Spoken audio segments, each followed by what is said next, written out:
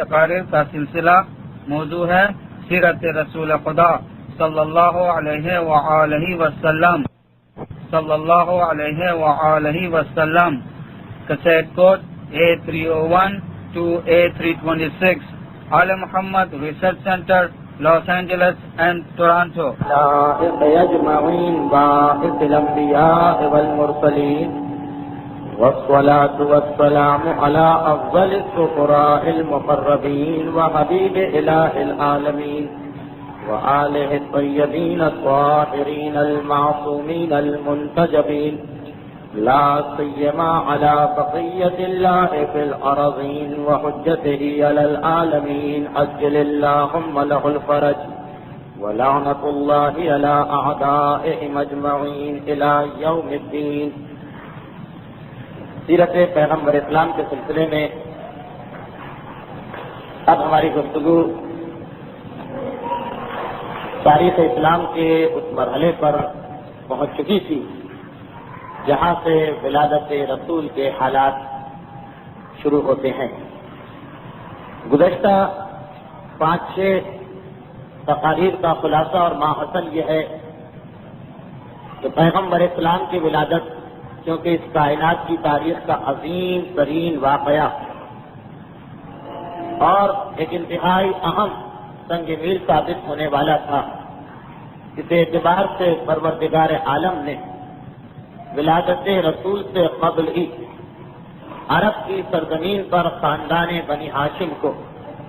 وہ طاقت، وہ عزت اور وہ اقتدار دلوایا جس کے بعد ولادت رسول کوئی گمنام یا پوشیدہ واقعہ نہ ہونے پائے. ساتھ ساتھ اہل کتاب جس میں یہودی اور نصارہ دونوں شامل ہیں ان علامتوں پر اور اپنے آباء و اجداد سے ورثے میں پا کر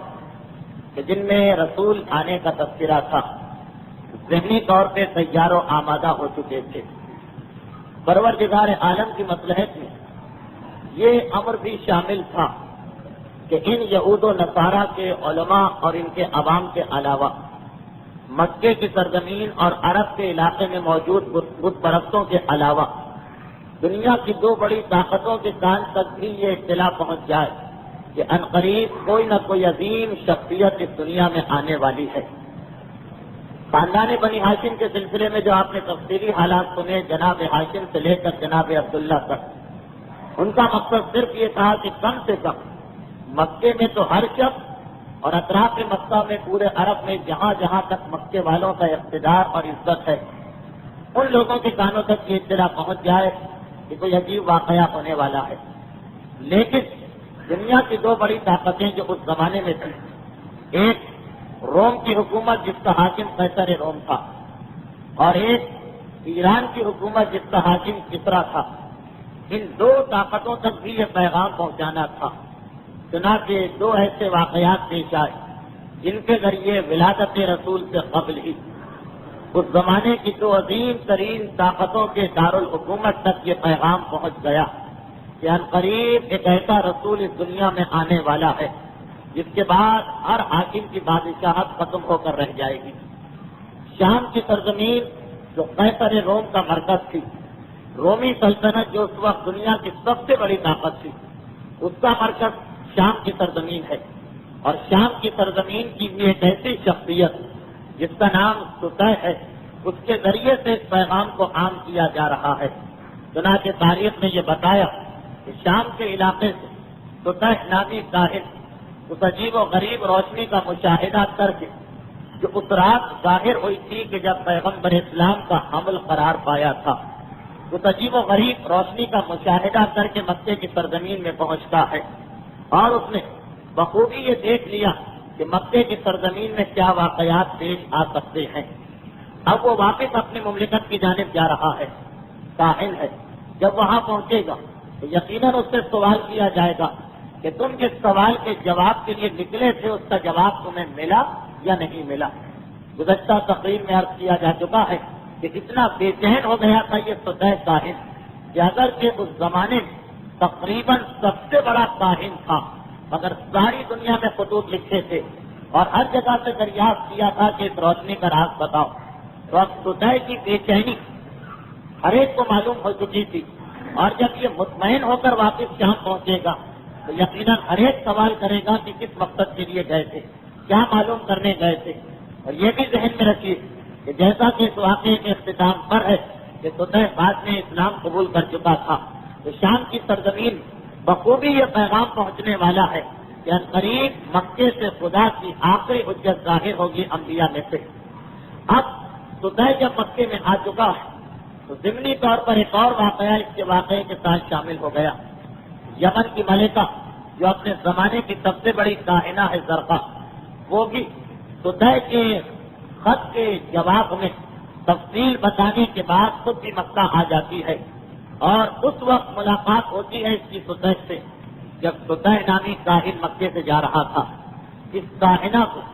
زرقا کو آتے دیکھ کر وہ واپس آ گیا، اور اب یہ دونوں مکے میں قیام کرتے ہیں۔ صدح ہر وقت تیار ہے مکہ چھوڑنے کے لیے کیونکہ اس کا مقصد حاصل ہو چکا ہے، مگر زرقا کا ایک عظیم مقصد ہے۔ وہ خاندان بنو ہاشم سے آ کر ایک درخواست کرتی کہ مجھے فقط ایک مرتبہ جناب آمنہ کی زیارت کا موقع مل جائے۔ خاندان بنی ہاشم سے درخواست کی گئی، حضرت عبد المطلب نے اس کی درخواست کو قبول کیا، جناب عبداللہ کو اشارہ کیا۔ زرقا کاہنہ یمن کی ملکہ جو پہلے سے اس امر سے آگاہ اور واقف ہے کہ نور رسالت جناب عبداللہ کی پیشانی میں تھا، آمنہ کے کمرے میں داخل ہوئی اور پہلی نگاہ پڑی جناب آمنہ کے چہرے پر اور پہچان گئی کہ یہی وہ عظیم خاتون ہیں کہ جن کے بطن میں اب نور رسالت آ چکا ہے۔ اس وقت تو ظاہری اعتبار سے بڑی محبت کی اور وفاداری کی بات تھی، مگر باہر آئی اور واپس اپنی قیامگاہ پہ آنے کے بعد اب اسی بے چینی میں دن رات گزار رہی کہ کسی طریقے سے جناب آمنہ کو ہلاک کرنا چاہیے تاکہ یہ نور رسالت اس دنیا میں نہ آنے پائے۔ یہ وہ حسد کا جذبہ تھا اس کے اندر کہ جناب عبداللہ نے یمن کے شہر میں جب اس کی درخواست کو ٹھکرا دیا تھا، وہ واقعہ پچھلے ہفتے بیان کیا گیا۔ حسد کا جذبہ کہ جو چیز مجھے نہ مل سکی وہ جناب آمنہ کو کیوں ملے، اور اسی حسد کے جذبے سے بے چین ہے، مگر معلوم ہے اسے کہ یہ خاندان بنی ہاشم ہے۔ یہاں پہ کسی قسم کا حملہ کرنا اتنا آسان کام نہیں ہے، اور اگر کہ ابھی اسلام کے ظاہری احکام نہیں آئے ہیں، ابھی پردہ واجب نہیں ہوا ہے، ابھی شریعت اسلامی دنیا والوں کے سامنے ظاہر نہیں ہوئی ہے، مگر خاندان بنی ہاشم کے پاس جو ایک عزت ہے، ایک وقار ہے، ایک شرم ہے، ایک حیا، اس کی وجہ اس خاندان کی عورتوں سے ملاقات کرنا، خود عورتوں کے لیے عورتوں سے ملاقات کرنا انتہائی مشکل کام ہوا کرتا ہے۔ اور جناب آمنہ کی تو حفاظت زیادہ کی جا رہی کیونکہ معلوم ہے کہ جناب ہاشم پہ حملہ ہوا، جناب عبد المطلب کے پیچھے دشمن لگے، جناب عبداللہ پہ حملہ ہوا، اور یہ بھی پتا ہے کہ حملہ کرنے والوں کو نہ جناب ہاشم سے کوئی جھگڑا تھا، نہ جناب عبد المطلب سے کوئی دشمنی تھی، نہ جناب عبداللہ کی کوئی مخالفت تھی، وہ اس نور کے خلاف تھے۔ اب یہ نور جناب آمنہ کے بطن میں آ چکا ہے تو ساری دشمنی جناب آمنہ سے نکالی جائے گی، چنانچہ سخت ترین پہرا ہے۔ زرقا کائنہ بے چین و بے قرار ہے، کیا کیا جائے، کس طریقے سے جناب آمنہ کو نقصان پہنچایا جائے۔ آخر اس نے ایک منصوبہ بنایا، آخر اس کے ذہن میں ایک قسم کی پلاننگ آئی اور اس نے کتانہ نامی عورت کو اپنے ساتھ ملا لیا۔ یہ کتانہ عورت وہ ہے جس کا تعلق مدینے کے قبیلے خزرج سے ہے۔ پچھلے ہفتے بھی آپ نے سنا، اور ویسے بھی تاریخ اسلام پڑھنے والا ہر شخص یہ دو نام تو بار بار سنتا ہے، اوس اور خزرج، مدینے کے دو قبیلے۔ ان میں سے ایک قبیلے سے اس عورت کا تعلق ہے۔ جناب آمنہ مدینے کی رہنے والی ہیں، وہاں سے شادی کے بعد اس کو اپنے ساتھ لے کے آئی تھی، اور اس کا کام پورے خاندان بنی ہاشم کی عورتوں کو مشاطہ گیری ہے، یعنی ان کو سجانا، ان کے بالوں میں تیل ڈالنا، بالوں میں کنگھی کرنا، جو جس قسم کا کام آج کل ہمیں جگہ جگہ گلی گلی نظر آتا، مہاراج یہ عربوں میں پہلے سے رائج تھا۔ جناب آمنہ کی سجاوٹ کا کام، آرائش کا کام، تیل ڈالنا، کنگھی کرنا، یہ ساری ذمہ داریاں اس عورت پر تھی، اور اپنے کام میں اتنی ماہر تھی کہ جناب آمنہ کے ساتھ آئی تھی، مگر بعد میں پورے حصے کے پاس آتی ہے جب کسی تقریب میں جانا ہو یا جب کبھی اپنی آرائش اور سجاوٹ کرنا ہو۔ ایک مرتبہ زرقا کے ذہن میں آیا کہ یہی ایک عورت ایسی ہے کہ جس سے کام نکالا جا سکتا ہے۔ باقی جناب آمنہ کے پاس سوائے بنی ہاشم کے اور کسی قبیلے کی عورت نہیں جا سکتی ہے، اور بنی ہاشم کی ساری عورتیں جناب آمنہ کی وفادار ہیں۔ صرف یہ واحد عورت ہے جس کا تعلق نہ بنی ہاشم سے ہے، نہ مکے سے ہے، نہ خاندان سے۔ باہر کی عورت ہے، اگر اسے لالچ دی جائے تو شاید کہ میرا ساتھ دینے کے تیار و آمادہ ہو جائے۔ چنانچہ ایک رات کو ستانہ کو اس کے مکان سے اپنے مکان میں بلایا اور کہا کہ آج رات تم میرے کمرے میں سو۔ ایک عام عورت، ایک کنیز، اور اسے یمن کی ملکہ کے کمرے میں سونے کی سعادت ملے، یہی چیز اس کے لیے ایک بہت بڑی نعمت بن گئی تھی۔ چنانچہ بے انتہا متاثر ہوئی، اور اتفاق سے یہ وہی رات تھی جس رات کو اس درقہ کے پاس وہ شخصیت آئی جس کی مدد سے یہ کاہن بنی تھی۔ غالباً میں نے گزشتہ ہی پیر کو یہ عرض کیا تھا امام معصوم کی ایک روایت کی روشنی میں کہ شیطان آسمانوں تک جا کر وہاں سے جو خبریں لے کے آتا تھا وہ اپنے ماننے والوں کو منتقل کیا کرتا تھا۔ آسمانوں میں جاتا، معلوم کرتا ہے کہ فرشتے کیا گفتگو کر رہے ہیں، وہ خبریں لے کے آیا، اور جو اس کی ضروریت ہے، جو اس کے ماننے والوں کا گروہ ہے، جنوں میں سے، شیطانوں میں سے، انسانوں میں سے، انہیں یہ چیزیں منتقل کی۔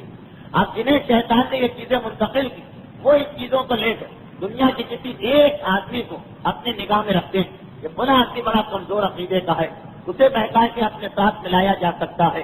آسمان سے آنے والی خبروں کو اسے بتایا جاتا ہے، وہ آدمی کاہن بن جاتا ہے، یعنی غیب کی خبریں دینے والا۔ تو ہر غیب کی خبریں دینے والے کا تعلق کسی نہ کسی شیطان یا کسی نہ کسی جن سے تو ہوتا۔ اب روایت یہ کہ زرقہ رات کو سو رہی ہے اور اسی کے کمرے میں ستانہ نام کی وہ عورت سو رہی جسے آگے چل کر اس سازش میں ایک انتہائی اہم حصہ لینا۔ آدھی رات کے قریب ستانہ کی آنکھ کھلی تو دیکھا کہ جیسے زرقہ کے سرانے ابھی کوئی آ کے بیٹھا۔ زرقہ کی بھی آنکھ کھل گئی، آنے والے کو دیکھا، بے انتہا خوش ہوئی، کہا اے میرے ہمدم و ہمراہ، کافی عرصے کے بعد تم میرے پاس آئے، بتاؤ کیا خبر لے کے آئے؟ زرقہ کاہن، اس کے پاس یہ جن ہے یا شیطان ہے، ان میں سے کوئی ایک، یہ آتا ہے اور غیب کی خبریں دے کے جاتا، لیکن کافی عرصے سے یہ کوئی خبر لے کے نہیں آیا تھا۔ چنانچہ ایک مرتبہ زرقہ خوشی کے عالم میں اس سے سوال کر دی کہ اے میرے دوست، اے میرے ہمراہ، اے میرے ساتھی، بتاؤ تو صحیح تم کیا خبر لے کے آئے؟ اور اس آنے والے نے کہا کہ ہم یہ خبر لینے آسمانوں کی جانب جا رہے تھے، مگر آج ہمیں آسمان پہ نہیں جانے دیا گیا، اب ہمارے لیے آسمان کا راستہ بند کر دیا گیا۔ روایت کے اس حصے کی تشریح انشاءاللہ آگے چل کر ہوگی۔ ہمارے لیے آسمان کا راستہ بند کر دیا گیا، اسی لیے کافی عرصے سے میں تمہارے پاس آ بھی نہیں سکا۔ بس مجھے اتنا پتا چلا کہ جس مقصد کے لیے تم یہاں آئی اس میں ناکام بھی ہوگی اور ذلیل اور رسوا بھی ہوگی۔ خبردار اس نور کو بجھانے کی کوشش نہ کرنا، اس لیے کہ مجھے اور کوئی خبر تو نہیں ملی، مگر یہ خبر مل چکی کہ پروردگار عالم کی جانب سے اس نور کی حفاظت کا مکمل انتظام کیا گیا۔ زرقہ یہ کائنہ ہمیشہ اس کی خبروں پہ عمل کرتی، دنیا والوں تک اس کی خبریں پہنچاتی، اسی کی وجہ سے اس کی حکومت چل رہی، مگر اس وقت حسد کے جذبے سے اتنی مغلوب ہے، حسد کے جذبے نے ایسا اس کی عقل پہ پردہ ڈالا کہ کہا کہ تم اتنا ہی منع کرو، مگر جو ارادہ میں نے کیا اسے پورا کر کے رہوں گی۔ ایک مرتبہ وہ کہتا کہ دیکھو میں پھر سمجھایا جاتا ہوں، نقصان ہی نقصان اٹھاؤ گی اور پھر میں تمہارے پاس آ بھی نہیں سکتا،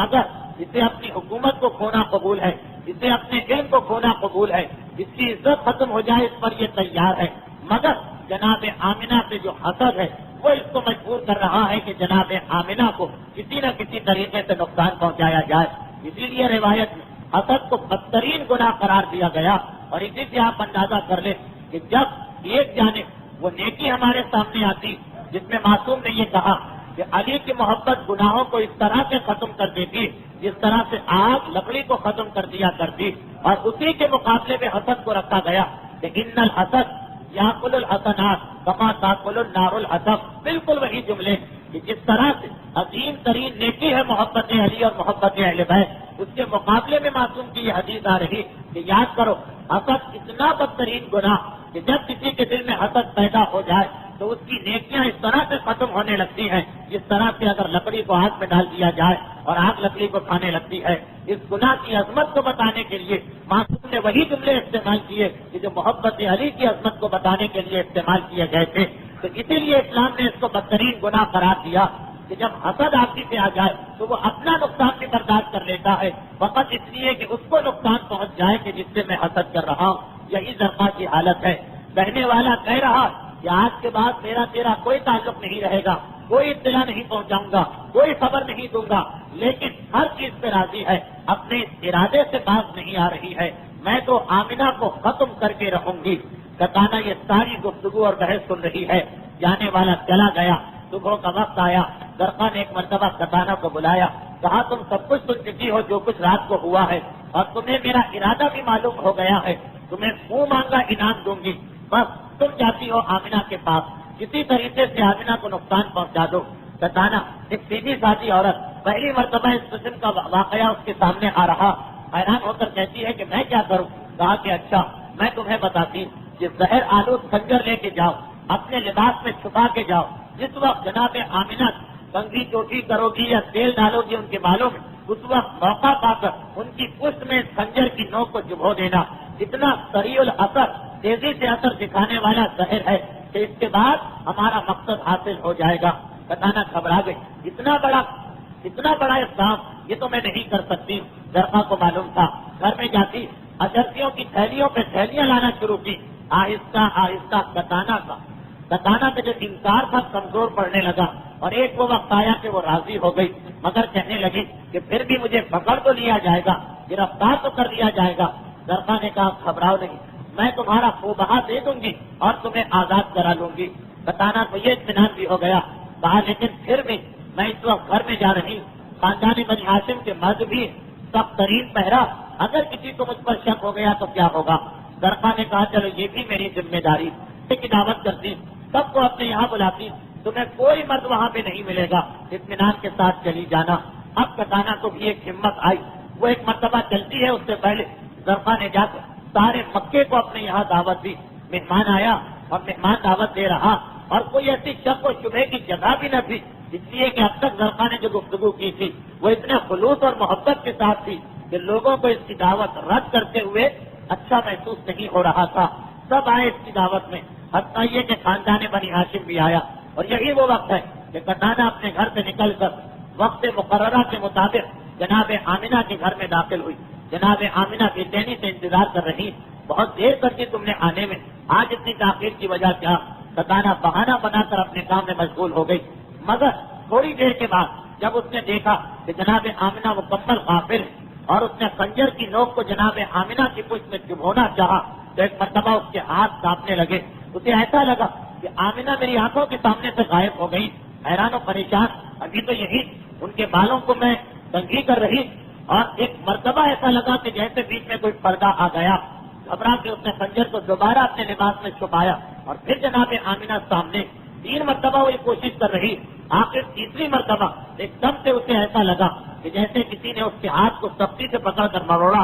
خنجر تو زمین پہ گرا اور اس کی چیخ بلند ہوئی۔ چیخ بلند ہوتے ہی جناب آمنہ نے مڑ کے دیکھا، زہر آلود خنجر کو فوراً پہچان لیا۔ اب جناب آمنہ کی چیخ بلند ہوئی، خاندان بنی ہاشم کا کوئی مرد تو نہیں لیکن عورتیں موجود ہیں، سب دوڑ کے آئی۔ جہاں کا یہ منظر دیکھا، جناب آمنہ سے ہر عورت کو اس وقت اتنی محبت و عقیدت ہے، خاص طور پر اس لیے بھی کہ تقریباً سارے خاندان کو معلوم ہے کہ جناب آمنہ کے بطن میں کون سی مبارک شخصیت ہے، کہ سب ان کی جانب متوجہ ہوئے۔ کتانا یہ منظر دیکھتی موقع غنیمت سمجھ کے ایک مرتبہ وہ چپکے سے گھر سے نکلی اور جا کے درقا کو اطلاع دی۔ درقا دعوت کا انتظام کر رہی، یہ خبر پاتے ہی تیزی کے ساتھ وہ اپنی سواری کو درست کرا کے مکے سے نکلتی۔ خاندان بنی ہاشم کے مرد ایک مرتبہ کھٹک گئے، یہ ہمارے گھر کی ملازمہ یہاں پہ آئی، کیا پیغام لے کے آئی؟ کہ درقا ملکہ یمن اتنی تیزی کے ساتھ اس علاقے سے جا رہی، دوڑ کے گھر آئے تو یہاں یہ منظر دیکھا کہ ہر ایک شکرانے کے سجدے میں مشغول ہے۔ گھبرا کے پوچھا کہ کیا بات ہے؟ پتا چلا کہ آج اس انداز سے حملہ کیا گیا تھا جناب آمنہ پر، مگر کسی عجیب و غریب واقعے کی وجہ سے کتانا اپنے مقصد میں کامیاب نہ ہو سکی، جبکہ بظاہر اس کی ناکامی کا کوئی چانس نہیں تھا، کسی کو اس پر ذرا سا بھی شک و شبہ نہ تھا۔ خاندان بنی ہاشم کو اطلاع ملی، جناب عبد المطلب نے فوراً غلاموں کو دوڑایا، جاؤ اور جا کر دیکھو کہ مکے کے باہر کس مقام پر وہ عورت پہنچی ہوگی۔ باہر پہنچے تو پتہ چلا کہ زرقا مکے کے باہر آئی، سطح کاہن کا قافلہ تیار تھا اور وہ آج ہی مکے سے جا رہا تھا۔ زرقا اس میں شامل ہو کر فوراً مکے سے بہت دور نکل چکی۔ جناب عبد المطلب نے غلاموں کو بلا لیا اور اس طرح سے یہ پہلی سازش جناب آمنہ کے خلاف ناکام ہوتی، مگر سطح کا یہ قافلہ جب شام پہنچا تو شام کے علاقے میں یہ پیغام تو پھیل گیا۔ اب یہ دوسری بات ہے کہ جب کبھی حق کی بات بھی کہیں پہنچتی ہے تو اکثر لوگ تو مذاق اڑا دیتے ہیں، بہت کم لوگ ایسے ہیں جو اس پر یقین رکھتے ہیں۔ تو فتح کے ذریعے یہ بات تو شام کے علاقے میں پہنچ گئی کہ ایک پیغمبر خاتم النبیین آنے والے ہیں اور ان کے آنے کے بعد دنیا کی ساری بادشاہتیں ختم ہو جائیں گی۔ یہ شام کے علاقے میں پیغام پہنچا۔ میں آپ کے سامنے وہ سارا ماحول پیش کرنا چاہ رہا ہوں جس میں پیغمبر اسلام اس دنیا میں آئے۔ اب ایران کا علاقہ باقی رہ گیا۔ پروردگار عالم ایران کے علاقے میں ایک ایسا انتظام کیا کہ وہاں کے حاکم کو بھی یہ پیغام مل گیا۔ دنیا کے 3 بڑے علاقے تھے اس وقت۔ ایک تو عرب کا علاقہ تھا، یہاں تو جناب ہاشم سے لے کر جناب عبداللہ تک مسلسل ایسے واقعات پیش آئے کہ اکثر عربوں کو یہ اندازہ ہونے لگا کہ کوئی خاص واقعہ ہونے والا۔ شام کی سرزمین میں ستح اپنے قافلے اور زرقہ کو لے کے گیا۔ یہ بات تو بالکل واضح ہے، اگر یہ تاریخیں خاموش ہیں، مگر یہ بات تو بالکل واضح۔ یمن کی ملکہ، دنیا کی اتنی بڑی کاہنہ جب شام میں داخل ہوئی ہوگی، مگر نہ فوج ہے، نہ سپاہی ہے، نہ غلام، ہر ایک کو تجسس ہوا ہوگا کہ کیا واقعہ، اور جب پتہ چلا ہوگا تو ہر ایک کے ذہن میں یہ خیال آ گیا ہوگا کہ وہ بچہ جو اس وقت ماں کے بطن میں ہے، کیسی اس کی حفاظت کی جا رہی کہ ایسی سازش بھی ناکام ہو گئی جس میں ناکامی کا امکان نہ تھا۔ تو کس طرح سے رفتہ رفتہ اور آہستہ آہستہ شام والوں کے ذہن تیار ہونے لگے ہوں گے۔ اب دنیا کی اس وقت دوسری بڑی طاقت ایران کی طاقت تھی، جہاں کے لوگ آتش پرست ہیں، آپ کی پوجا کرنے والے ہیں۔ اور وہاں کا واقعہ یہ کہ وہاں کے بادشاہ جس کا لقب کسرا نے اپنے لیے ایک محل بنایا، بہت ہی عالیشان محل، اور اس محل کی بناوٹ اس انداز سے کی گئی کہ محل کی ایک دیوار دریائے دجلہ پر بنائی گئی تاکہ بادشاہ محل میں بیٹھے، دیوار پر بیٹھے، مگر گویا دریا پر بیٹھا ہوا۔ اب تاریخ یہ بتا رہی کہ جس وقت یہ محل مکمل ہو گیا، دیوار اختتام کو پہنچی۔ دیوار سے مراد ہماری یہ دیواریں نہیں، بلکہ ایک کمرے کے برابر سے دیوار کی چوڑائی ہوتی، اور اس کے اوپر بالا خانہ بنا دیا گیا جس پر بیٹھ کے حاکم دریا کا ہر وقت نظارہ کر سکتا۔ تو جس دن اس دیوار کا افتتاح ہونے والا، اسی رات خود شاہ ایران کسرا نے خواب میں یہ منظر دیکھا کہ جیسے میرا محل 2 ٹکڑوں میں تقسیم ہوتا اور یہ دیوار ایک مرتبہ ٹوٹ کے دریا میں غرق ہو گئی۔ کل افتتاح ہونے والا، آج رات کو یہ خواب دیکھا جا رہا۔ علامہ مجلسی حیات القلوب میں نقل کر رہے ہیں، آج رات کو یہ خواب دیکھا جا رہا۔ بادشاہ ایران انتہائی پریشان، اسے اعتبار کہ اگرچہ اسلام نے ان تمام چیزوں کو ختم کر دیا، مگر ہر غلط مذہب، ہر باطل مذہب، شگون، نحوست، ان چیزوں کا بڑا دخل ہوتا۔ یہ تو بڑی بدشگونی کی چیز سمجھی جائے گی کہ آج رات کو ہم ایسا خواب دیکھیں کہ کل جو محل بننے والا ہے وہ ٹوٹ کے گر جائے۔ اگلی صبح کو بڑا پریشان اپنے دربار میں آیا اور ایک مرتبہ درباریوں سے سوال کیا کہ میں اس وقت تک افتتاح نہیں کروں گا اس دیوار کا جب تک کہ مجھے پتہ نہ چلے کہ اس بات کا مطلب کیا ہے۔ اس کے دربار میں 360 کاہن اور نجومی تھے، جن کا کام ہی یہ تھا کہ ہر مسئلے، ہر پریشانی اور غیب کے بارے میں ہر خبر کو بادشاہ تک پہنچائیں۔ اور ان سب کا سردار عرب کے علاقے کا رہنے والے ایک نجومی صاحب تھا، جسے یمن کے حاکم نے خصوصی طور پر بادشاہ ایران کی خدمت بطور تحفہ بھجوایا تھا۔ سب سے کہا کہ تمہیں یہ بتانا کہ اس بات کا مطلب کیا، جب تک کہ اس بات کا مطلب پتہ نہ چلے یہ دیوار اسی انداز سے رہے، اور دیکھو تمہیں 24 گھنٹے میں اس کا جواب دینا، ورنہ سب کو سزا دی جائے گی۔ 360 نجومی اپنے سردار کی قیادت میں دربار سے نکل کے اپنے اپنے گھروں میں گئے۔ طے پایا کہ آج رات کو ہر شخص اپنا حساب لگائے اور صبح سویرے ہم جمع ہو کر دیکھیں کہ کیا نتیجہ نکلتا۔ اب سب کے سب حساب لگا رہے ہیں، مگر کوئی نتیجہ نہیں نکل رہا۔ سب کے حساب باطل ہو چکے ہیں، کسی کو کوئی نتیجہ نہیں مل رہا۔ صاحب سردار بھی ہے ان سب کا، وہ ایک مرتبہ پریشان ہو کے جنگل میں نکل گیا، اس کا حساب کتاب بھی ناکام ہو رہا، وہ جنگل میں نکل چکا، پریشانی کے حالت میں ٹیلے پر بیٹھا۔ کیا مطلب ہے اس بات کا؟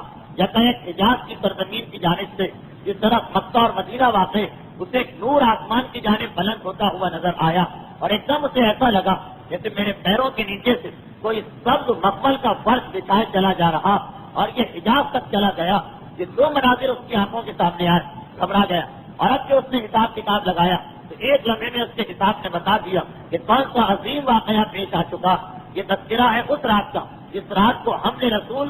جناب آمنہ کے قصر میں قرار پا رہا۔ اگلی صبح کو سب جمع ہوئے تو سب کے حساب کتاب نے ایک ہی بات بتائی کہ آج رات جو ابھی رات گزری اس رات کی کوئی ایسی شخصیت اس دنیا کے اندر آئی کہ جو یا تو کوئی بہت بڑا بادشاہ ہے یا خدا کا کوئی پیغمبر ہے. جیسے واقعات رات کو ہم نے دیکھے اور ہمارے حساب نے یہ بتایا. مگر اب حاکم سے یہ کیسے کہا جائے؟ اگر یہ کہا جائے کہ آپ سے بڑا بادشاہ اس دنیا میں پیدا ہوا تو وہ ناراض ہو جائے گا. یہ کہا جائے کہ اتنا بڑا پیغمبر اس دنیا میں آیا کہ آپ کی حکومت ختم ہو جائے گی تو وہ ناراض ہو جائے گا. چنانچہ سب نے کہا کہ جھوٹا بہانہ بنا کے حاکم کو مطمئن کر دیں گے. ابھی صبح کو پہنچے اس کے بعد اور پہنچنے کے بعد کہا اب ذہن میں ترتیب زمانی رکھیے گا کہ یہ اس رات کا واقعہ ہے جب رسول خدا کا حمل قرار پا رہا. اور پہنچنے کے بعد یہ کہا کہ اے حاکم ہم نے حساب کتاب لگایا تو پتا چلا کہ غلطی ہو گئی تھی ہم سے. یہ ذہن میں پھر رکھیے کہ حکمران جو کام بھی کرتے ہیں پہلے نجومیوں سے شگون لیتے، اچھی تاریخ اچھی گھڑی وقت بتاؤ پھر ہم وہ کام کریں گے. محل بنانا ہو، شادی کرنا ہو، دشمن پہ حملہ کرنا ہو، جو کام بھی ہو. نجومیوں نے کہا ہم سے غلطی ہو گئی. در حقیقت جس دن یہ محل بن رہا وہ گھڑی کوئی اچھی گھڑی نہیں، محض گھڑی تھی. وہ شگون کوئی اچھا وقت نہیں تھا شگون کا، وہ غلطی ہو گئی. اس کی وجہ سے آپ نے خواب میں یہ منظر دیکھا. حاکم نے اگر کہ اتنی بڑی غلطی مگر اتنا پریشان ہے کہ حاکم نے اس کو نظر انداز کیا. کہا کہ اچھا اس دیوار کو توڑو، اب بتاؤ کہ اچھی گھڑی کون سی ہے. کہا کہ یہی گھڑی سب سے اچھی. چنانچہ دوبارہ ایک مرتبہ اس دیوار کو بنایا گیا. 8 مہینے لگے اس دیوار کی مرمت میں. 8 مہینے پیغمبر اسلام کے حمل کو بھی 8 مہینے ہو چکے اور ایک مرتبہ دیوار کھڑی ہو چکی. اور اب بادشاہ پورے اطمینان کے ساتھ اس محل کے افتتاح کے لیے جاتا، دیوار کے بالا خانے میں بیٹھتا. مگر ادھر اس نے قدم رکھا ادھر دیوار ایک مرتبہ 2 ٹکڑوں میں تقسیم ہوتی اور ساری دیوار سمندر دریا میں غرق ہو گئی. یہاں تک کہ خود شاہ ایران جتنا جیسا حاکم کی دریا میں ڈوب رہا اور بڑی بے چینی سے ہاتھ پاؤں مار رہا. آخر جب بالکل مرنے کے قریب تھا تو بڑی مشکل سے اسے نکالا گیا. اب جو باہر آیا تو غیظ و غضب کے مارے اس کی بری حالت. نجومیوں کو بلایا، بتاؤ تو صحیح اس کا سبب کیا ہے. نجومیوں کے پاس جواب ہی نہیں. کیا جواب دیں، کیسا جواب دیں؟ یہ تو اور ناراض ہوگا. ایک مرتبہ پھر کہا کہ 1 دن کی مہلت دیجیے. اب کسرا کے دل میں بھی کچھ خیال آنے لگا کہ یہ ایسا لگ رہا ہے کہ کوئی نہ کوئی خاص بات ہے. نجومی پھر واپس آئے، کہا کہ پھر ہم سے غلطی ہو گئی. وہ گھڑی، وہ شگون، اس کے اندر کوئی گڑبڑ ہو گئی. اب ہم صحیح وقت بتاتے ہیں، اس تاریخ کو آپ اس عمارت کو تعمیر کرائیے. کسرا اتنا پریشان کہ اب وہ سب کچھ بھول گیا کہ بہت عمدہ عمارت بنانا، عالیشان بلڈنگ کھڑی کرنا. جلدی سے کہتا جیسا بھی بنے 10-15 دن کے اندر اندر اس دیوار کو کھڑا کر دو. ایک مرتبہ افتتاح تو ہو جائے محل کی اس دیوار کا، بعد میں اس کو صحیح طریقے سے بنایا جا سکتا. 10-15 دن کے اندر جلدی کر کے عالیشان دیوار بنائی گئی. انتہائی مضبوطی کا امتحان لے لیا گیا اور پھر وقت مقررہ پر حاکم آیا. اور اب جو آ کر اس دیوار پر بیٹھا تو ایک دم اسے ایسا لگا کوئی دیکھنے والا نہیں، مگر خود وہ بتا رہا بھرا دربار ہے مگر کسی کی آنکھوں نے یہ منظر نہیں دیکھا جو خود حاکم ایران دیکھ رہا کہ کوئی گھوڑے سوار گھوڑا دوڑاتا ہوا آیا اور آنے کے بعد اس دیوار پہ اس کے گھوڑے نے چھلانگ لگائی اور پھر دیوار 2 ٹکڑوں میں تقسیم ہوئی اور ایک مرتبہ پھر وہ دریا میں ڈوب گیا. بالکل مرنے کے قریب ہے کہ اسے باہر نکالا گیا. اب جو باہر آیا تو غیظ و غضب کی کیا حالت ہوگی. نجومیوں کو بلایا، ننگی تلوار برابر میں رکھی، بہت سی دستے کو تیار کیا. کہا کہ اب مجھے صحیح بتاؤ کہ کیا بات ہے، ورنہ تم میں سے کسی ایک کی جان بھی نہیں بچ سکتی اور ہاتھیوں کے پیر کے نیچے تمہاری ہڈیوں کو کچل کے سرما بنایا جائے گا. نجومیوں نے دیکھا موت کو دونوں صورتوں میں آنا. کہا کہ اے حاکم ایران، ہمیں اپنی اس غلطی کا اعتراف ہے لیکن بات ایسی تھی کہ ہم آپ کو بتا نہیں سکتے. ہماری موت یقینی. اب آپ نے پوچھا اور دونوں صورتوں میں موت، اس لیے بتائے بغیر تو اجارہ بھی نہیں. ہمارا حساب کتاب یہ بتاتا کہ آج سے تقریباً 9 مہینے پہلے وہ رات جس رات کو آپ نے خواب دیکھا تھا، اس رات کو مکے کی سرزمین کے اطراف میں کہیں پر ایک ایسی شخصیت کے ظہور کے آثار پیدا ہوئے جو یا تو دنیا کا سب سے بڑا حاکم بنے گا جس کی حکومت کے بعد ساری حکومتیں ختم ہو جائیں.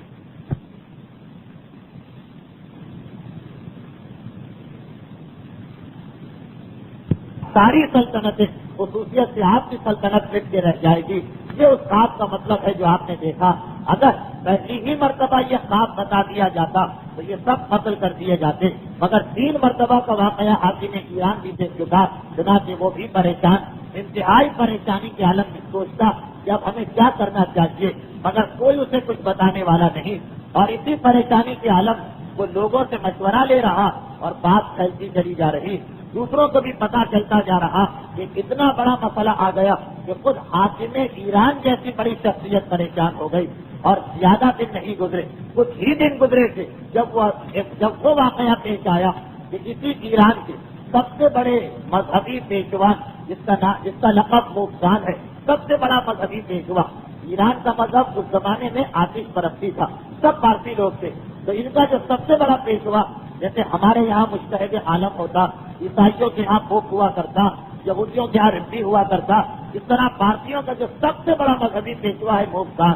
تقریباً 15-20 دن گزرے ہوں گے کہ رات کو خواب میں اس نے ایک عجیب منظر دیکھا۔ کیا منظر دیکھتا کہ کچھ اونٹ ہیں کہ جو کچھ گھوڑوں کو اپنے پیچھے باندھ کے لا رہے ہیں، اور یہ گھوڑے اور اونٹ عرب کی سرزمین سے آ رہے ہیں، اور آنے کے بعد دریائے دجلہ جو عرب اور عجم یعنی ایران کے درمیان ایک سرحد تھی، ایک باؤنڈری تھی، ایک حد فاصل، ان اونٹوں گھوڑوں کو باندھ کر اس دریا کو عبور کیا، اور ہمارے شہروں میں یہ عرب اونٹ داخل ہو گئے، چاروں طرف پھیل گئے، جہاں جاتے ہیں تباہی ہو جاتی۔ ایک مرتبہ موفزان نے یہ خواب دیکھا، اس کی آنکھ کھل گئی، یہ تو انتہائی برا خواب ہے، یہ تو ہمارے دین کے زوال کا خواب نظر آ رہا، اس کا کیا مطلب؟ گھبرا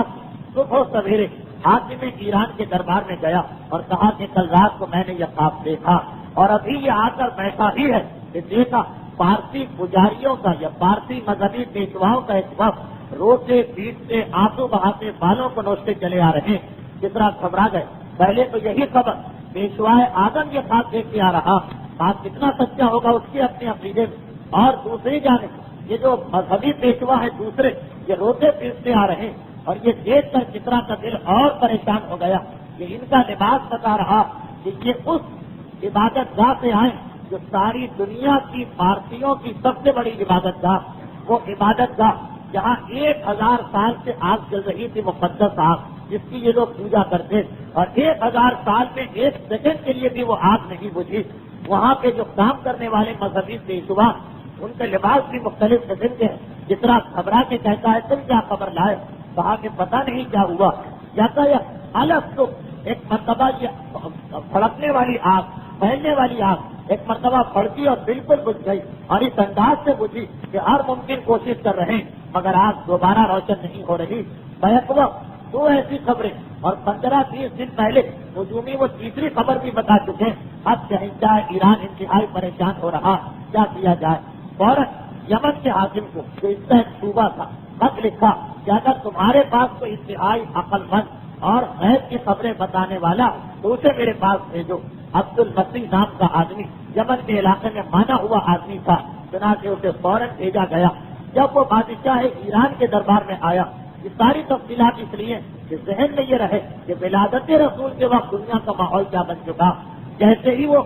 داخل ہوا بادشاہ ایران کے دربار، تو خود اتنا بے چین ہے کہ کھڑا ہو گیا اس کے استقبال کے لیے، اور بلا کے کہتا ہے جلدی سے بتاؤ ان واقعات کا سبب کیا۔ یہ کہہ کہ 3 واقعات بتائے۔ عبد المسیح نے جواب دیا کہ یہ ایسے باتیں ہیں کہ جن کا حل میری سمجھ میں نہیں آ رہا۔ ملک شام میں میرا خالو رہتا ہے سطح صاحب، جس کا تذکرہ آپ نے پچھلے ہفتے سنا، وہ اس قسم کے معاملات میں حرف آخر، اس قسم کی باتوں کو سوائے ان کے اور کوئی نہیں بتا سکتا۔ اتنی اجازت دیجیے کہ میں جا کے ان سے معلوم کر کے آؤں۔ بادشاہ ایران کو تو ایک بڑی مشکل لگ رہی، مگر کیا کرے، بادشاہ تمہیں اجازت۔ یہ وہاں سے فوراً شام آیا۔ ذہن میں رکھیے کہ یہ آگ کا بجھنا یہ اس رات کو ہوا تھا جس رات کو ولادت ہو گئی، تو ہم ذرا اپنے واقعات کی ترتیب میں کچھ آگے پہنچ چکے ہیں، مگر واقعہ ایسا کہ یہ اتنا حصہ اس کا بتانا ضروری اور اہم تھا۔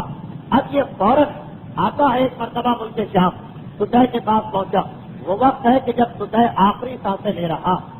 کم سے کم اس کی عمر 900 سال بتائی گئی، ورنہ 2000 سال تک کی عمر تاریخوں میں موجود، آخری سانسیں لے رہا، جس کا اپنا بھانجا عبد المسیح کے سرحانے کھڑا اور کہتا ہے کہ یہ 3 واقعات حاکم ایران کے ہیں، آپ ان کا راز بتائیے۔ اور سطح فقط ایک جواب دیتا، اس وقت مجھے پریشان نہ کرو، میرا وقت آخر میں اس دنیا سے جا رہا ہوں۔ عبد المسیح نے ایک عربی شعر پڑھا جس کا ترجمہ یہی تھا کہ کتنے افسوس کی بات ہے، سینکڑوں میل کا فاصلہ طے کر کے کوئی شاگرد اپنے استاد کے پاس آئے اور پھر بھی اسے صحیح جواب نہ ملے۔ تو میں نے یہ شعر سنا، آہستہ سے آنکھوں کو کھولا اور کہا بس جا کے اپنے حاکم کو یہ بتا دینا کہ اب وہ وقت آ گیا کہ دنیا میں مسجدیں بنائی جائیں اور دوسری عبادت گاہیں ختم ہو جائیں۔ اب وہ وقت آ گیا ہے کہ دنیا میں صرف قرآن کی تلاوت ہو اور باقی ساری کتابیں ختم ہو جائیں. اب وہ آنے والا آ گیا جس کے ہاتھ میں ایک چھوٹا سا عصا ہر وقت اور ہر آن اور ہر گھڑی رہے گا, اور جا کر اپنے حاکم کو بتا دے کہ ایک چوتھی خبر اور ہوگی جو اسے دیر سے ملی ہوگی. اس کے محل کے کچھ کنگرے ٹوٹ گئے,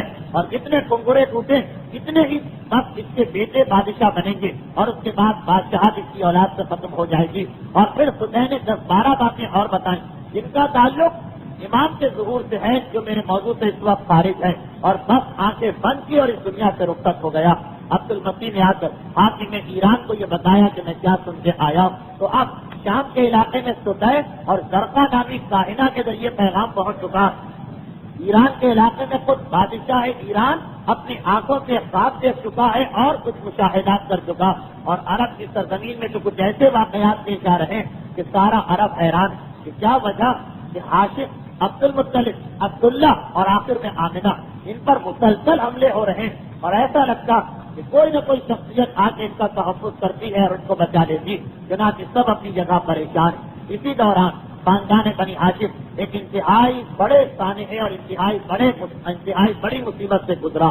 زرقا نامی کائنہ کا حملہ تو ناکام ہو گیا, جس کے بعد جناب آمنہ کی حفاظت اور زیادہ سختی سے کی جانے لگی. پہرا سخت ہو گیا. خاندان بنی ہاشم کی ساری عورتیں, خصوصیت سے جناب ابو طالب کی بیوی فاطمہ بنت اسد, ہر وقت جناب آمنہ کے ساتھ رہا کرتی. اور اسی دوران وہ واقعہ پیش آ رہا جس کے بارے میں تاریخوں میں اختلاف ہے. کچھ تاریخیں کہتی کہ یہ واقعہ اس وقت پیش آیا جب جناب آمنہ کے حمل کو, جناب آمنہ کو 3 مہینے گزرے تھے, جناب آمنہ 3 مہینے گزرے تھے حاملہ ہوئے. اور بعض تاریخوں میں ہے کہ یہ اس وقت پیش آیا جب جناب آمنہ کو حاملہ ہوئے 7 مہینے گزرے, اور بعض میں ہے 8 مہینے گزرے. یا اس وقت کا واقعہ ہے جب جناب آمنہ کو حاملہ ہوئے 3 مہینے گزرے ہیں,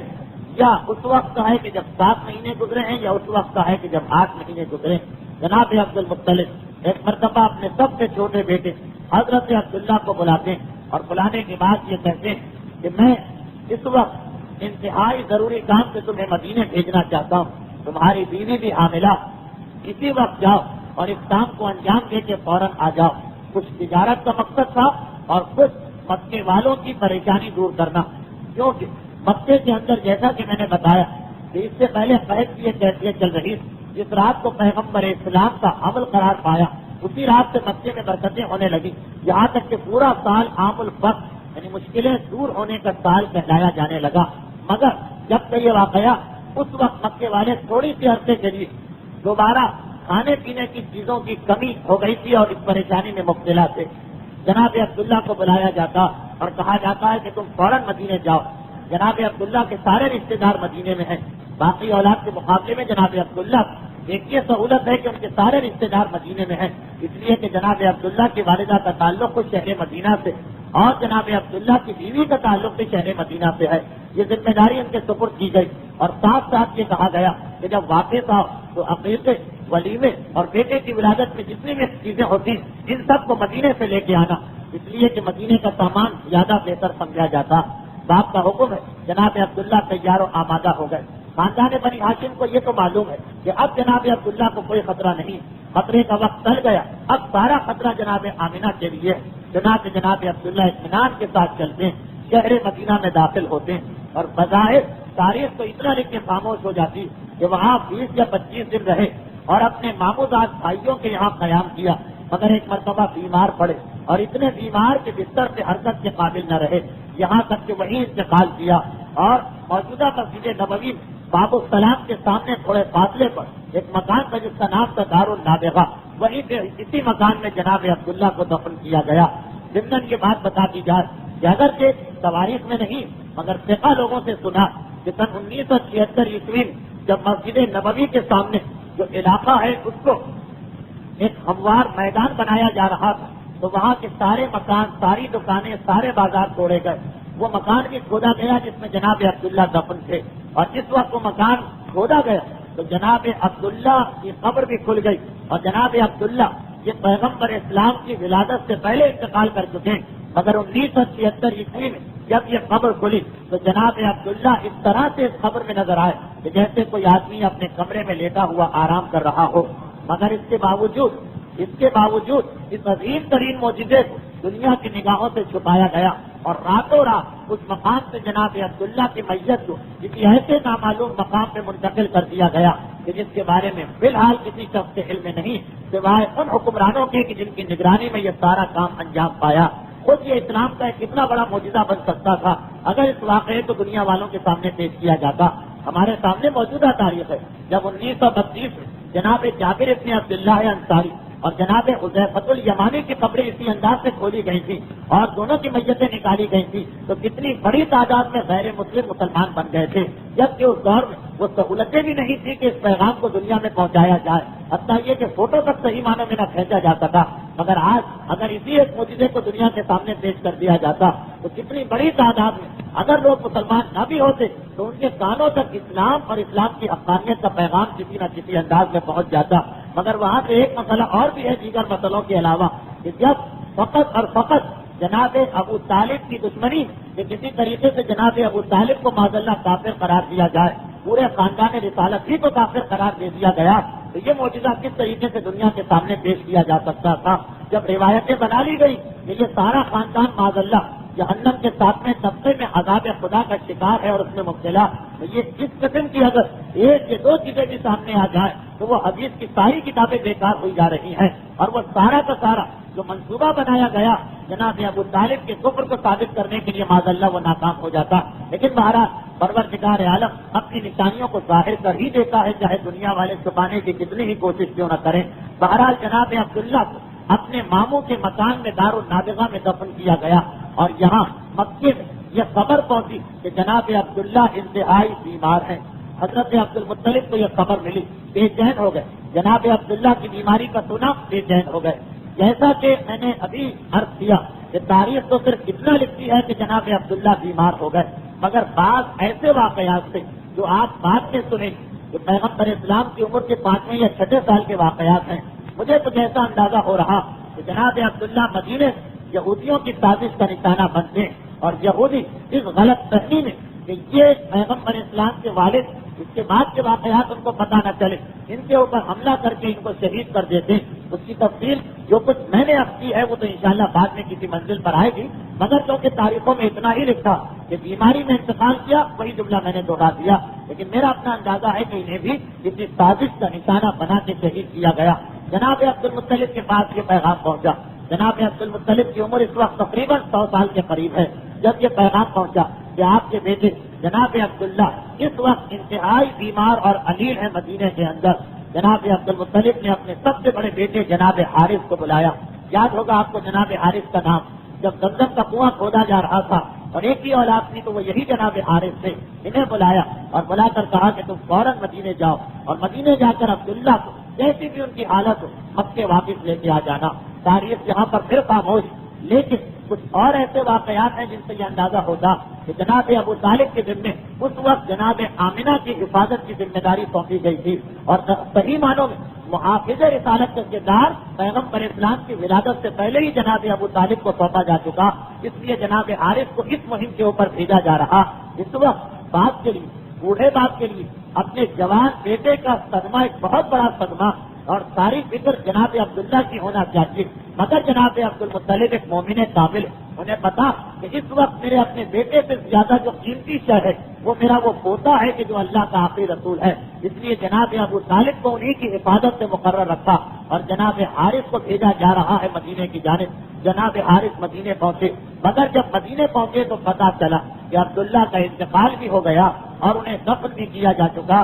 باقی ماندہ سامان لے کے مکے میں آئے، جناب آمنہ کے دل میں کیا قیامت گزری ہوگی، تاریخ اگر خاموش بھی ہو تو ہم یہیں سے اندازہ کر سکتے ہیں۔ خاندان بنی ہاشم کے لیے یہ صدمہ کتنا بڑا صدمہ تھا، یہ سانحہ کتنا بڑا سانحہ تھا۔ زیادہ وقت تو نہیں گزرا، چند ہی سال پہلے کی بات ہے، یہی جناب عبداللہ تھے جن کی قربانی کے وقت سارا مکہ بے چین و بےتاب تھا۔ 25 سال کی عمر ہے جناب عبداللہ کی جب وہ اس دنیا سے رخصت ہوتے ہیں۔ پورے مکے میں ایک مرتبہ شوق منایا جا رہا، مگر جناب عبد المطلب اور جناب ابو طالب ان کی ساری توجہ اس امر کی جانب ہے کہ جس عظیم نور کی حفاظت کا کام ہمیں سونپا گیا ہم اس کی حفاظت کے اہل ثابت، اور جہاں وقت گزرتا جا رہا یہاں تک کہ اس کائنات کی ایک رات آ گئی، اور وہ رات آ گئی جب ساری کائنات حیران و پریشان تھی کہ یہ کیا واقعات پیش آ رہے ہیں۔ مسلسل ایسے واقعات پیش آئے کہ مکے کے کافر بھی ایک مرتبہ اٹھ بیٹھے اور جا کے آسمان کی جانب دیکھنے لگے اور حیران ہو کر کہنے لگے کہ یہ کیسے واقعات ہیں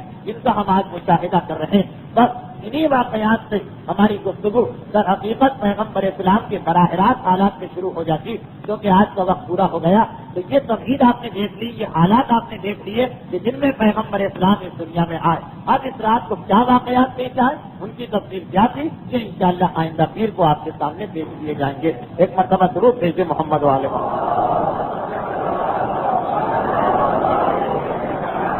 بہرحال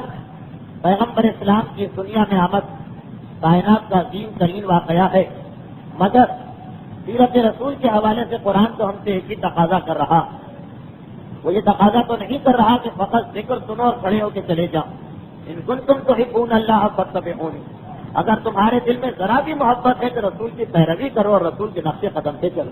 اور یہی وجہ کہ ہر تقریر کے اختتام پر وہ مسائل بیان کیے جاتے ہیں جو ہمیں یہ بتاتے ہیں کہ پیروی رسول کا صحیح طریقہ کیا ہے۔ مسائل کے سلسلے میں ہمارے پاس جو سب سے بڑا مسئلہ وہ یہ کہ جو مجمع آتا ہے اس کے اندر معلومات کے اعتبار سے لوگوں میں اتنا زیادہ فرق ہوتا کہ اگر بہت ہی تفصیل مسئلہ بتایا جائے بہت ہی اونچے معیار کا تو وہ لوگ جن کے پاس بنیادی معلومات بھی نہیں ہے وہ بیچارے پریشان ہو جائیں گے، اور اگر ایک عام مسئلہ بیان کیا جائے تو جن کی معلومات ماشاءاللہ کافی ہو چکی ہیں وہ اکتانے لگتے ہیں کہ یہ کیا بات ہو رہی۔ چنانچہ اس کے لیے ایک ہی طریقہ ہے، کبھی سخت مسائل کبھی آسان مسائل۔ یہ ذہن میں رکھیے کہ جو آسان مسائل بھی بیان کیے جائیں یہ وہی ہیں کہ جس کے بارے میں ذاتی طور پر مجھے معلوم ہے کہ بہت سے لوگوں کو یہ نہیں پتا۔ تو خیر اب ہماری گفتگو آج ہو رہی ہے نماز روزے کے کچھ مسائل پر، حج، خمس، نماز آیات، یہ وہ مسائل ہیں جو اب تک بیان ہو چکے ہیں۔ آج گفتگو ہوگی جو اب تقریباً 10-12 منٹ بچتے ہیں نمازوں کے اور روزوں کے کچھ مسائل کے بارے میں، مگر آج جو ہمارا موضوع ہے وہ عام نماز اور عام روزہ نہیں بلکہ قضا نماز اور قضا روزہ۔ اسلام کے اندر 6 نمازیں واجب ہیں، ہماری شریعت کے مطابق 6 نمازیں واجب ہیں، اور 6 نمازوں میں سے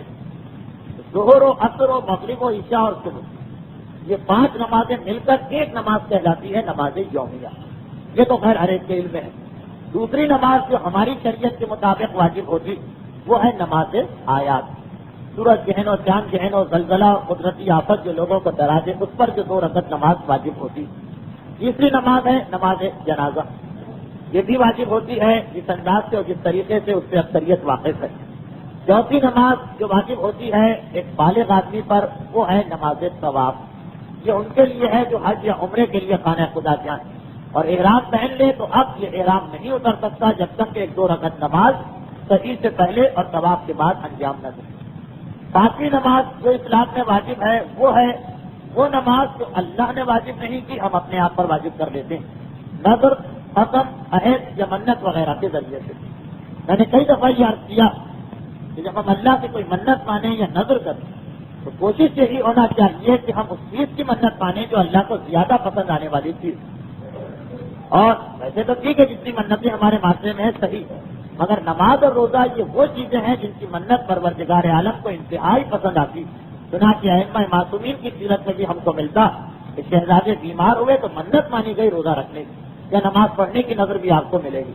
خیر یہ 5 نمازیں تو وہ ہیں جو مرد اور عورت سب پر واجب ہیں، اور ایک 6ٹھی نماز اور ہے کہ جو عورتوں پر واجب نہیں صرف مردوں پر واجب، اور مردوں میں سے بھی ہر ایک پر واجب نہیں، وہ ہے باپ کی قضا نمازیں جو بڑے بیٹے پر واجب ہیں۔ یہ 6 نمازیں اسلام میں واجب ہو گئی، 5 تو ہر مکلف پر، ہر بالغ پر، 6ٹھی نماز فقط بڑے بیٹے پر۔ اب ان میں سے کچھ نمازیں ایسی کہ جنہیں اگر نہ پڑھا جائے تو انسان فقط گناہگار ہوتا ہے مگر اس پر قضا اس کی نہیں، اور کچھ ایسی نماز ہے کہ اگر اس کو نہ پڑھے تو صرف گناہ ہی نہیں ملے گا بلکہ ساری زندگی اس کی قضا بھی باقی رہے گی۔ میرا اس وقت کا موضوع فقط نماز یومیہ کی قضا بتانا، جو 5 نمازیں ہم اپنے 24 گھنٹے کے دوران پڑھتے ہیں، ظہر، عصر، مغرب، عشاء اور صبح۔ یہ 5 نمازیں وہ ہیں کہ جنہیں اگر ان کے صحیح وقت پہ ادا نہ کیا جائے تو یہ نمازیں معاف نہیں ہوتی ہیں بلکہ تا قیام قیامت ان کی قضا واجب رہتی اور مرنے والا اس میں گناہگار رہتا۔ اب ایک چیز جو سب سے پہلی ذہن میں آنا چاہیے وہ یہ کہ قضا نماز جو ہے اس کے لیے شریعت کے پاس کوئی ایسا طریقہ نہیں کہ آدمی مختصر طریقے سے نمازیں زیادہ ہو، کوئی مختصر طریقے سے اپنی قضا نمازیں ادا کر لے، ایسا کوئی طریقہ نہیں۔ جتنی نمازیں ہم نے قضا کی ہیں، جب تک کہ اتنی ہی نمازیں ہم نہ پڑھیں ہمارا گناہ معاف نہیں ہو سکتا۔ یہ میں نے اس لیے کہا کہ کارادر کی مسجد میں تو میں نے خود دیکھا، اب یہ 2-3 سال سے تو اتفاق نہیں ہوا اس طرف کا، کیونکہ کراچی ہی میں نہ تھا، لیکن اس سے پہلے میں نے خود دیکھا کہ جمعۃ الوداع کے دن ایک پمفلیٹ تقسیم کیا جاتا ہے جس کے اندر ایک حدیث کے حوالے سے یہ لکھا ہوتا ہے کہ آج کے دن اگر کوئی شخص یہ 4 رکعت کی نماز ادا کرے تو اس کی ساری زندگی کی قضا نمازیں معاف ہو جاتی، ساری زندگی کی قضاء عمری اس کی معاف ہو جاتی۔ یہ پمفلیٹ خود میرے اپنے مطالعے اور مشاہدے میں بھی آیا۔ یہ تو یہاں کی بات ہوئی۔ اس کے علاوہ اگر آپ باہر جائیے جو دوسری مسجدیں ہیں وہاں عام تصور یہ ہے کہ شبائے قدر میں جو 102 رکعت نماز پڑھی جاتی وہ قضاء عمری، یعنی اگر ہم وہ نمازیں پڑھ لیں ایک رات، آپ لوگ تو پھر بھی 3 راتیں پڑھتے ہیں مگر باقی سارے تو ایک ہی رات پڑھتے ہیں 23ویں رات کو، تو اس کی وجہ سے ساری زندگی کی قضا نماز ہماری معاف ہو جائے گی۔ یہ بالکل غلط خیال ہے۔ مجھے پتا ہے کہ جن کو یہ مسئلہ معلوم ہے وہ یہ کہہ رہے ہوں گے کہ کیا یہ بچوں جیسا مسئلہ بیان ہو رہا، مگر ایک بڑی تعداد ہے جو آج تک اس دھوکے اور غلط فہمی میں ہے۔ تو یہ یاد رکھیے کہ اس قسم کی کوئی نہ نماز اسلام نے بتائی ہے، چاہے وہ جمعۃ الوداع کا دن ہو یا کوئی دن بھی، نہ کوئی ایسا طریقہ بتایا ہے کہ 2 رکعت نماز پڑھ کے ساری زندگی کی نمازیں معاف کرا لی جائے۔ اس قسم کی کوئی روایت اگر آپ کے پاس آ رہی تو یا وہ روایت بالکل غلط ہے یا بیان کرنے والے نے اس میں کسی قسم کا ہیر پھیر کیا۔ یہ سب سے بڑی غلط فہمی ہمارے یہاں ہوتی وہ یہ کہ جب ہم تقلید کر لیتے تو ہماری ذمہ داری کہ صرف اس مسئلے پر عمل کریں جو ہمارے مجتہد عالم کا بتایا ہوا مسئلہ، حتیٰ یہ کہ ہم دنیا کے کسی دوسرے مجتہد کی بات نہیں مان سکتے۔ ایک عام آدمی ایک پمفلیٹ ایک پوسٹر چھاپ کے بھیج دے اس پر یقین کرنا کس اعتبار سے صحیح ہوگا۔ بہرحال معصوم کا نام آ جانے سے وہ روایت تو معصوم کی نہیں بنتی، یہ بات ذہن میں رکھیے۔ ہم اگر آقا خمینی کی تقلید میں ہیں تو آقا کوئی جیسی عظیم شخصیت کی بات بھی نہیں مان سکتے جو بالکل ایک مجتہد ہے اور ایک بڑے مجتہدین میں سے ایک ہے، یا آقا کوئی کے مقلد تو آقا خمینی کا ہر ممکن احترام اور عزت کرنے کے بعد مسئلہ ان کا جو ہے ہمارے لیے ناقابل عمل ہے، عمل نہیں کر سکتے۔ اس قسم کی چیزوں سے بچنا ہے ہمیں، جیسا کہ میں اس سے پہلے بھی بتا چکا ہوں کہ یہ جو ہمارے یہاں ایک اور چیز ہے اس کو بتانے کا کوئی موقع تو نہیں ہے، ضمن آ گئی کہ وہ جو ہے عام طور پر خط کے ذریعے سے قسم کا چھوٹا سا اشتہار آتا ہے، ایک ورقہ آتا ہے، جناب زینب کے روضے پر فلاں آدمی نے فلاں معجزہ دیکھا اور اس معجزے کا یہ نتیجہ ہے، اور اگر اس کی 40 کاپیاں تقسیم نہ کرائی جائیں تو یہ ہو جائے گا وہ ہو جائے گا، جس نے تقسیم نہیں کرائی تو اس کو یہ مصیبت ہو گئی، جس نے تقسیم کرائی اسے یہ راحت مل گئی۔ وہ جو سارا ایک قسم کا معجزہ آپ مسلسل حاصل بھی کرتے رہتے ہوں گے، اس قسم کی چیزیں، یہی مسئلہ کہ یہ ساری چیزیں اگر اس میں معصوم کا نام آ جاتا تو یہ قابل احترام نہیں بنتی ہے جب تک کہ یہ ثابت نہ ہو کہ یہ معصوم ہی کی چیز، بلکہ یہ تو توہین امام کے دائرے میں آ جاتی کہ امام نے نہیں کہا، ہم نے جھوٹ موٹ امام کا نام ڈالا یا امام نے الزام لگایا اور اس کے بعد اس چیز کو پھیلانے لگے۔ تو اس قسم کی جتنی چیزیں آپ کے پاس آئیں، جب تک کہ آپ کا مجتہد عالم جس کی آپ تقلید میں ہے وہ اس کی تصدیق نہ کرے، آپ پر کوئی ذمہ داری اس سلسلے میں کسی قسم کی کوئی ذمہ داری نہیں۔ بلکہ اگر کوئی آدمی احترام کے جذبے ٹھیک ہے یہ آ گیا ہمارے پاس کمپلیٹ ہے چلو تقسیم کرا دو 40 کاپیاں لکھ کے تقسیم کرائے، تو اکثر علماء کے نزدیک یہ حرام بھی ہو جاتا۔ اس کو علماء کہتے ہیں القذف علی المعصوم، امام پر جھوٹ باندھنا وہ بھی حرام، جب تک کہ یقین نہ ہو کہ یہ امام نے کہا۔ ہم تک تو یہ چیز آ گئی، یہ اس قسم کا ایک معجزہ، مگر جب ہم کو یقین نہیں ہے کہ یہ امام نے کہا بلکہ زیادہ یہی احساس ہو رہا ہے کہ یہ کوئی جھوٹی چیز، تو احترام کے جذبے سے بھی اس کو آگے پہنچانا ایسا ہے کہ جیسے کوئی پہلے امام کے نام سے جھوٹی حدیث بنائے اور پھر ہم اس جھوٹی حدیث کو یہ سوچ کے پھیلائیں کہ اس میں امام کا نام آ گیا۔ یہ کوئی ثواب اور احترام نہیں ہے، یہ تو الٹا عذاب کو دعوت دینا۔ اسی طریقے سے یہ جو ایک 4 رکعت کی نماز بتائی جاتی، اس 4 رکعت کی نماز کے بارے میں میں اس کو تو اس معجزے کے ساتھ منسلک نہیں کر رہا ہوں، یہ معجزہ کس انداز سے غلط ہے اس انداز سے وہ تو غلط نہیں، مگر اس کا مفہوم کچھ اور ہے جسے کچھ اور سمجھا گیا۔ اس کا مطلب یہی، اگر اس روایت کو صحیح مانا جائے، اگر اکثر علماء تو اس کو صحیح نہیں مانتے، صحیح بھی مانا جائے تو اس کا مطلب یہ کہ قضا نماز پڑھنے کا کیا طریقہ اسلام نے بتایا۔ قضا نماز کا یہی طریقہ تو بتایا کہ تم اندازہ لگاؤ جس کو پورا معلوم ہے کہ میں نے کتنی نمازیں قضا کی ہیں، اس کا تو مسئلہ ختم، تمہیں معلوم ہے اتنی قضا نمازیں پڑھ لو۔ مگر اکثر ایسے لوگ ہوتے کہ جنہیں پوری تفصیل معلوم نہیں ہوتی کہ ہم نے کتنی نمازیں قضا کی، کبھی پڑھتے تھے کبھی نہیں پڑھتے تھے۔ اب آج 10 سال 20 سال 50 سال بعد یاد نہیں آ رہا کہ ہماری کتنی نمازیں قضا ہیں اور کتنی قضا نہیں، تو اس میں شریعت بتاتی ہے اندازہ لگاؤ، اندازے سے کام چلاؤ۔ اندازہ لگاؤ مثلا جوانی کے شروع میں عام طور پر کتنی نمازیں پڑھا کرتا ہوں گا ہفتے میں، پھر اندازہ لگاؤ کہ ایک ہفتے میں اتنی ہے تو ایک مہینے میں کتنی ہوتی ہوں گی قضا، ایک مہینے میں اتنی قضا ہے تو ایک سال میں کتنی قضا نمازیں ہوتی ہوں گی، اندازہ لگاؤ اور اسی اندازے کے مطابق نمازیں پڑھ لو، تمہارا گناہ معاف، تمہاری ذمہ داری ختم۔ لیکن یہ ایک امکان تو ہے کہ جو اندازہ ہم نے لگایا ہے ہو سکتا ہے اس سے کچھ زیادہ قضا نمازیں، ہم تو ایک اندازہ لگا رہے ہیں، اس میں غلطی بھی ہو سکتی ہے۔ اگر قضا نمازیں کم ہیں، ہم نے زیادہ پڑھ لی تو کوئی حرج نہیں ہے، اچھا ہی کام کیا۔ لیکن یہ بھی ممکن ہے کہ ہم اندازہ لگا رہے ہوں کہ ہم ہفتے میں 5 دن نماز قضا کرتے تھے، اگر کسی دن